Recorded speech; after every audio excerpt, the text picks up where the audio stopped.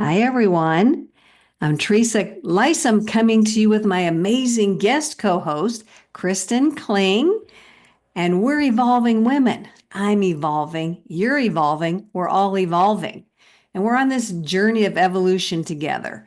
So to help with that journey, we're here to share uplifting messages, offer new perspectives, tools, resources, wellness ideas, maybe some mindset shifts, maybe plant some new seeds so that we all evolve faster.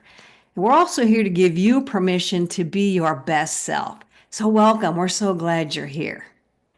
And welcome, Kristin. So glad you're here. Thank you. I'm so excited to chat today. Oh, I'm excited to have you chat as well. So thank you. So I know that you have dealt with fear in your life and maybe let fear drive you or take the wheel at some point in your life. And you mentioned that you are on a journey to really overcome that. Can you share a little bit more about that with our viewers? Yeah, absolutely. So, just from growing up, childhood, I always felt like I made decisions based on survival mode. I Yeah. felt like Yeah. everything that I made a decision about was as a result of like fight or flight. I never Yeah. really felt like I was sitting there making a proactive choice. I very much Mm-hmm. felt like life was happening to me. Yeah. And Yeah. it can get really, really exhausting. It Mm-hmm. just takes so much of your energy and it really kills your creativity. It also kills your self-confidence. Um, Mm-hmm. and really like it had a massive impact on my self-esteem and my self-worth as well. So I found myself in 2022 in a place in my career where I was not super thrilled. I, by all outside view, was doing well. We had almost everything we wanted. We weren't living an extravagant life, but I certainly was doing well.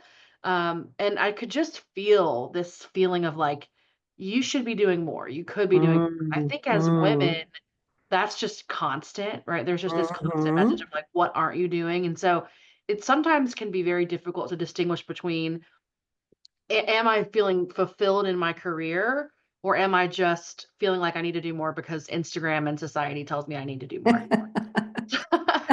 I mean, can you relate Yeah. to that? Yeah. I feel No, like that's yeah. Yep. feel Yep. like I Yep. hear from women all the time that that's a feeling they get, but I think it was just this part of my gut that felt like you really aren't on the right path. And Mm-hmm. I think a lot of that had to do with having my daughter at the time. My daughter was 2, and I was just really starting to think about what I wanted our lives to look like and what I wanted Mm-hmm. to be able to do for her. And so I knew there was a shift coming, but I actually was just terrified. Like I could not Mm-hmm. imagine taking the leap into self-employment and becoming having my own financial advisor practice, becoming just me as opposed to waiting Mm-hmm. on a salary and working for someone else. I just thought that is the most wild idea.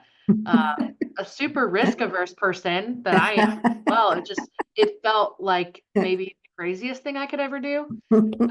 But I also was at a place where I really felt like I needed to bet on myself. Mm, And for those of us that have kids, I think a lot of times we look at our kids and we say, like, here are all the things. Here's this laundry list of things that I want you to be. I want you to mm, be kind. I want you to be inclusive. I want you to be generous. And one of the things that kept coming up for me over and over again was I want her to be bold and I don't want her to be mm. afraid. And we have to model that, right? I can tell her all Yeah, the time, go after your dreams and be bold, but ultimately they learn by watching, right? yeah, Usually more yeah. is caught than is taught. And so for me, I knew I had to. It just became a non-negotiable. When I involved my daughter, it became like, okay, you have to do this. Hmm. And to bet on myself, I think is something that I never would have anticipated doing. And it is a journey. As you mentioned, Hmm. I feel like I'm Hmm. still learning. I'm still getting to that point like every day where I can wake up and say, okay, like it's okay to feel fear. It's totally okay Hmm. to feel that emotion and that feeling, but it's not okay to let it dictate my decisions and my destiny. I'm not okay with that. And so I wanted to be able to to look back one day and say, wow, like you really did model that for her. And Mm. hopefully look what we've built as a result of that. Oh my gosh, I love that. So many great things in there. Yeah, kids make a big difference in Mm. your life and how you see things, don't they? Absolutely. Yes. And I love that you decided to be the example, lead by example, so she could look to see what you're doing and hopefully take some of that boldness into her own life and into her own growth, into adulthood. So Right. I In her applaud you own for way. that. Thank you so That much. In is her own way fabulous. too. Like I want her to be, you don't want your, well, some of us maybe do, but I don't want her to be just like me. I want her to be way better. And so what I hope is it's like planting seeds, right? Yes, Planting yes, that yes. seed of boldness and of, taking life by the horns, and you can't really Hmm. control much after that, right? Oh, yeah. And I wish I had done that sooner in my life. It took me quite a while to step through that fear, take life by the horns, and make my own decisions and not let fear dictate, as you said. Not that I still don't have fear. We all have our own fear, own variations of it, own degrees of it. And it's what you do with that fear that's important. Do you let it freeze you, or do you let it just, give you some direction? Thank you very much, fear. I appreciate you, but I'm still doing this, and then feeling confident and bold and empowered when you do step on the other side of that fear. Absolutely. Yeah, that's so just for those women listening in, you're going to have to kind of come to terms with fear. Make friends with fear and decide if you're going to let it take the wheel or if you're going to invite it to sit in the back seat.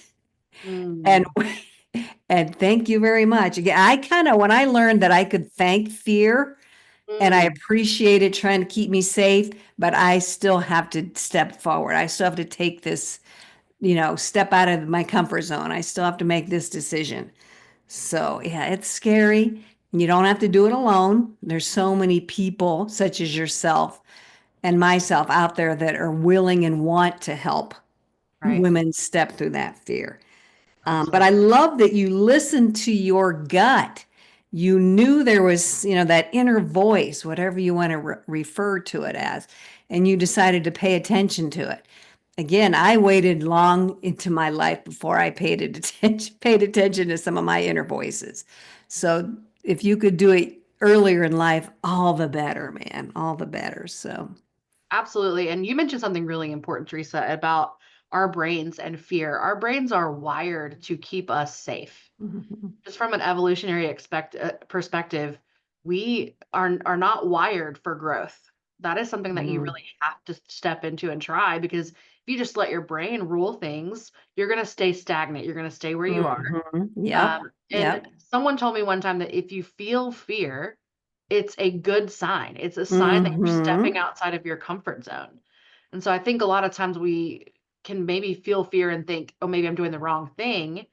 But right. like you said, they can sit in the back seat of the car. We don't have to throw them out, but they can still be Hmm. there to keep us Hmm. in line a little bit. But they don't get to drive the car. Right, right.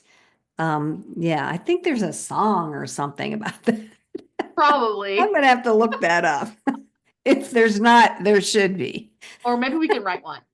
Maybe, well, you can. I don't know if I can or not, but and I also loved when you said was happening to you.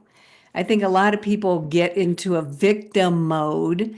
They think all these things are happening to them for whatever reason in a negative way.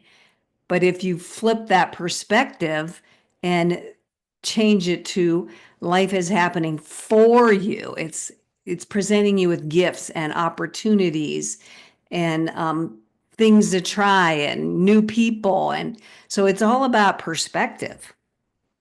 Yeah, that brings up a really good point. Is For me, therapy has been such a game changer in that space, because if you don't know how to properly process the things that have happened to you and your trauma, you will absolutely every time fall into that victim mentality. You just will, because you don't have any way to work through it. And so challenging anyone to get involved in therapy if you feel like that's the right step for you, because that can really help you work through those things and get you to a place where you're able to see what life could be and what those proactive steps are, as opposed to just living a reactive life. Yeah, and sometimes you need that third party objective person that's not in your head. Because I don't know about your head, but my head can come up with all kinds of stories that I know are not true, but it convinces me that I think they might be true, and I can just ruminate and ruminate and ruminate and go down a rabbit hole. So it's good to have the person outside of your head to kind of reflect back to you and, like I said, help you process and bring in that new outside perspective. So again, I applaud you for getting into therapy and finding the benefits of it. Because I think some people might be embarrassed about that, or they think it's a sign of weakness, or, it's all about we should be able to do things ourselves. And especially women, ooh, super women. We could do everything, bring home the bacon, take care of the kids, blah, blah, blah. And if we decide we want some outside assistance, other people might be judging us or whatever. I don't know. Did you feel that before you went into therapy? Oh, absolutely. That's why I put it off for so long, because I didn't think I needed it, right? But you're absolutely right. And I think what a lot of women could maybe relate to, and this helped me for a mindset shift, was around therapy as leverage. Therapy as just someone Mm. coming in to help me optimize my brain. So a lot of times we get really focused Ooh. on optimizing our health, our wellness, our body. And especially if you own a business, you're super focused on how can I optimize my business? How can I Mm-hmm. maybe get more Mm-hmm. done in less time or make more money with less effort? Right, right. And so for me, I saw it as, hey, I'm not the professional here.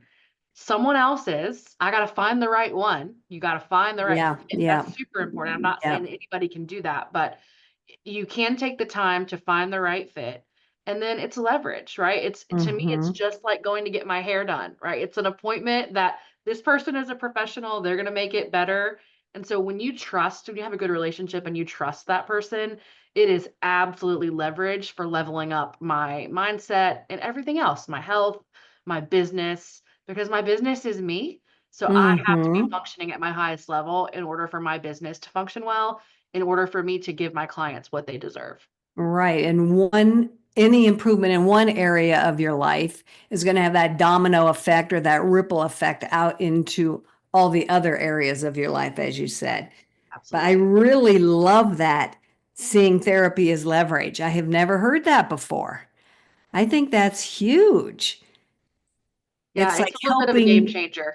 Yeah, and yeah, definitely a shift in perspective and seeing it as a positive thing. And I love that you said somebody's helping you optimize, your thinking, your brain, because like I said, we get stuck in our own crap in our head and we're not being as efficient as we could be. But any outside person being seen as leverage is huge, I think. So Yeah, yeah, thank you for that. absolutely. That is awesome. Love it, love it, love it. Now when you took this big leap, this risk, what was that risk for you? So for me, that was moving from having a salary to not. It was moving from being an Hmm. employee to not, um, to being my own boss, right? And that is terrifying. It was absolutely the scariest thing I've ever done. Mm-hmm. And it continues to be scary, right? I Mm-hmm. would be lying if I said that there weren't days that felt really, really hard. But I just believe that every bit of energy that I put towards this business is, like I said earlier, planting seeds. We plant Mm-hmm. seeds with our children, with our relationships. Business is planting seeds. When you show up authentically and you live your passion, which for me is just helping people become financially secure, that is evident in your interactions. People can see what you're really passionate about. And I just believe that people will find me. My people will find me. The clients that need me will find me. I will find them. Am I the right financial advisor for every person on this earth? Absolutely not. But I'm a dang good one for the people that want to work with me and for the people that I want to work with. Right. So mm, fear is always in the picture. It's never going away. I will say the more I bet on myself, the more I do the things I need to do daily to move my business forward, the softer that voice is in my head. Bet on yourself. You've said that multiple times. And that is a scary thing because we've been taught, trained, educated to depend on other people in different ways for different, different avenues and not really think for ourselves or depend on ourselves or, like you said, take a chance on ourselves. I mean, that's just something we're growing up in school and again, society in general, I think from my experience, is like really conforming, trying to get us to conform, be the same, do this, think like this, and not encouraged to, oh, you can do this. I mean, I have faith in you. Like I never got any of that. I don't know about you, but No, I'm with you. which is not serving the younger generations in any way, shape, or form. So I again applaud you for giving your little one a heads up or a boost up early in her life so that she will bet on herself a lot more frequently than you or I did, huh? Sincerely hope so. It's off to a good start with the SAS level, so I'll keep you posted. Okay, that tells a lot. Yep, those of us listening that have girls, we get it. We get it. It's part of the deal, I think. How old is she? She is 4. She's almost 5, and so Oh we're yeah, entering that's yeah. kindergarten, and Yeah. yeah, the confidence. So I was listening to Dr. Jason Selk, who is a mindset coach for Oh, professional athletes, and so different okay. athletic teams hire him to literally come in, and he doesn't handle the athletic part at all, but Mm-hmm, to help with mm-hmm. mindset because so much of athletics and your game is mindset. And one of the things he says is that the number one indicator of performance is self confidence. Oh, yeah. Wow. So I can look at my 4-year-old and say, "You are confident." So hopefully that means we got some performance down the road in She whatever has she a chooses to do. she has a Uh, lot of self-assurance, it sounds like. yeah, Good absolutely. for her. That is I fabulous, think man. think girls need it. We think Oh, about the heck world we yeah. live in, and it's a good thing. It's a blessing and a curse. Hmm. But we will As a get through mom, it. it's a curse, but Yeah, but it'll pay off for her in the long run as she absolutely. gets older. Yes, definitely. Oh my God, that's hysterical. And I think things are changing personally with younger generations. They do have more of that self-assurance, that self-confidence early on. I'm not Yes. saying everybody does, but it seems to me like a lot do.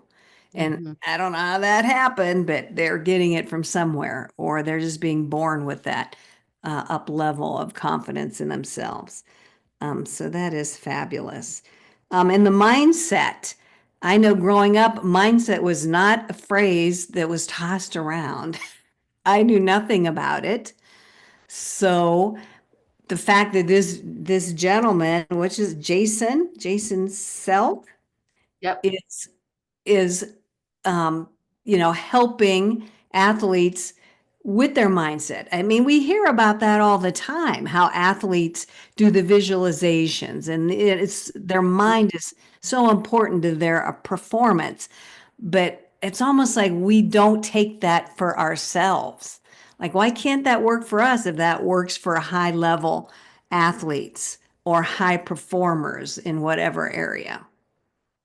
Yeah, I think one of the things that maybe don't think about, there's 2 phrases that come to mind. The first is, "Your mind is the worst neighborhood you could ever imagine," right? We can be horrible in there. Like you Yes, said, yes, we can. you need that third party Yeah. to help with things, but, Yes. the other thing I heard recently was you have to get in your head before you get in your head. which means when you wake up in the morning, you got to get in your head Mm. and put the positive stuff in there Mm-hmm. and set your mind for the day on Yes, what your yes. intention is, your positivity, your gratitude Mm-hmm. before the human nature gets in, the Oh, yeah. negativity, the pessimism Yes. pulling down. And so get in your mind before you get in your mind. No, I've never heard that phrase, but I know what you're saying. I totally 100% agree with that. I mean, I have my morning routine. I've had it for years. I change it up periodically. But yeah, I have to get, like you said, this in place, my personal energy in place before I can go tackle the day. Right. Absolutely. Now, and that could be easier for some people depending on where they're at in their life and, what their life circumstance is. But even if you could just do a couple of moments, or read something positive, whatever is incoming in whatever way, shape, or form, in my opinion, needs to be really positive and uplifting and supportive and life enhancing, Mm, not in the other direction. absolutely. Totally Yeah. agree. So powerful, so powerful. That's why I don't really watch the news all that much because Mm, I'm very probably a good discerning. call. Yeah, I'm very discerning what comes into my energy field. At least that's for me personally. That's what I have to do. Uh, but yeah, I love that. So mindset is huge, and we really need to own it for ourselves, and we can use it for ourselves. We can leverage it for ourselves. We don't have to just think it's for everybody else, but not for us. I wish I had known about that a lot sooner in my life. You and me both. So I'm going to invite you to share a little bit about what you do for people. You took that step to become your own person, your own business, your own career that you're creating or you decided to create on your own. And what do you do for people? Yeah, so I'm a financial advisor, which may mean something to some people and nothing to other people. I find that that can be a little bit of a nebulous thing, but really what I do is I help people reach their goals and protect their family. And Mm, so, what I have learned from being in the financial planning industry for almost 15 years now, is that there's a lot of bad information out there. oh Now gosh, we yes, live yes, we live yes. in this society where TikTok, Instagram exist, and anyone can be a financial influencer. They don't have to have Hmm. any criteria met, any licenses, any Hmm. certifications. They can just get online and say something. And so the level of confusion is at an all-time high. Also, people are massively undersaved for retirement. Yeah, yeah. And it's gonna be an epidemic, it's gonna be a really big crisis, and Mm, so what we find is that most people, um, have good intentions, right? Most people want to plan well for their future, but they don't know where to start. Maybe they grew up in that's a true. family that didn't ever talk about money, or Yeah, maybe had a terrible example financially growing up. yeah. There are some cultures where it's super taboo to talk about money. And so Hmm. I'm meeting a lot of people who are maybe coming into their first job and they're making great money and they have no idea what to do with it, not one clue.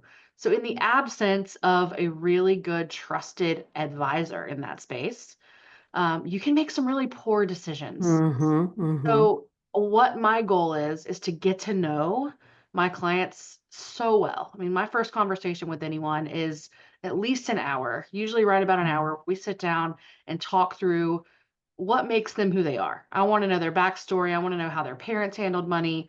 I want to know what their goals are, short term, medium term, long term. I want to know current situation. If you're a business owner, tell me about that. If you are an employee, I want to know all about your benefits through work. And then everybody gets built a customized, tailored financial plan.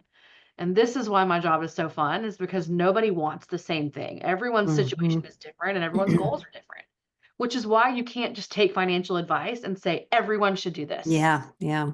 So you need a tailored approach. And with my Hmm. clients, I want to be the center of their financial lives long term.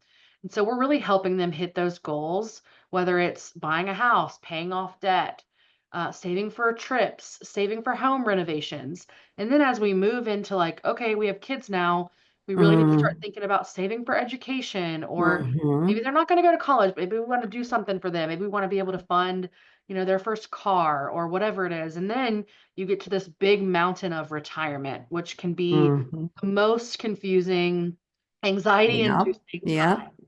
And we really want to work with folks then to help them not only understand, okay, have we saved enough money, but have we saved it in the right places? For tax purposes, do we really want to be taking out all this money and giving it to the government? Some of that is unavoidable, but we do have some really creative strategies to help with that.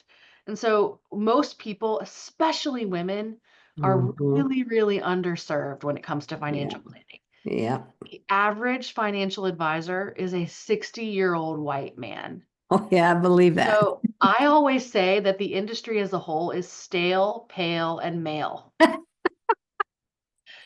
I took that from someone Love that. else, but it Love that. stuck with me, and it's just so true. And so my goal is to make financial planning as enjoyable as possible, relatable, and I also want people to really feel like I'm right there with them. Like these are things that I struggle with too. My financial picture is not figured out, and like you said, sometimes a third party is exactly what you need to help you not be so emotional about your own situation. Hmm. But we are Yeah, our there's. own harshest critic. And so I have a lot of people that come to me and they say, Kristen, we're just beyond help. Like Mm, we don't know what to do. We're so, everything's just really bad. And I can objectively look at their picture in relation to their goals and help them understand what's good about where they are and what can be improved. And then we work on it together. So I have the best job in the world. It's so much mm, fun. And it is a true honor. It's just a pleasure and a joy to work with people on when it comes to their money. It's such an honor. I love it so much. I can tell that you love it. And it sounds like this is a long-term relationship. It's not a boom, do this, goodbye type Yes. of a thing. And I have had that happen to me. Mm. So a long-term relationship that with somebody who loves what they do, such as yourself, and somebody who understands that this is a journey where we're partners in this journey, partners into the future, and whatever life situations come up, things need to be tweaked and changed and shifted. And you would understand all that. So I love that. Um, and I love this stale, pale, and male. That is a hoot. Oh my gosh.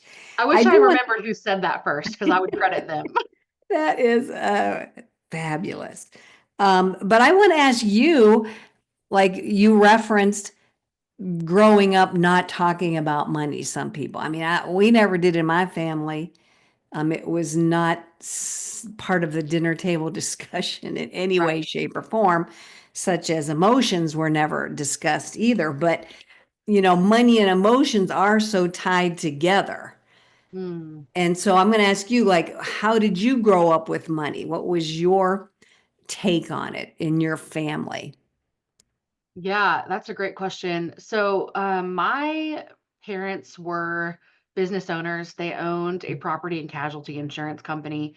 And so, Mhm. I remember being like 5 years old, and this is when you would make your car insurance payments in person back in the day. Ah, And so I would be at their agency and I would have a little stool and people would come in and I at 5 years old knew how to process their payments. Like I knew how to use the computer and process it. So oh, some would cool. say that this world of financial planning is kind of just kismet, but so I think my parents did the best they could. I don't ever remember sitting down and like having a great conversation about you should save money. Hmm. I Hmm. knew that my parents were thrifty.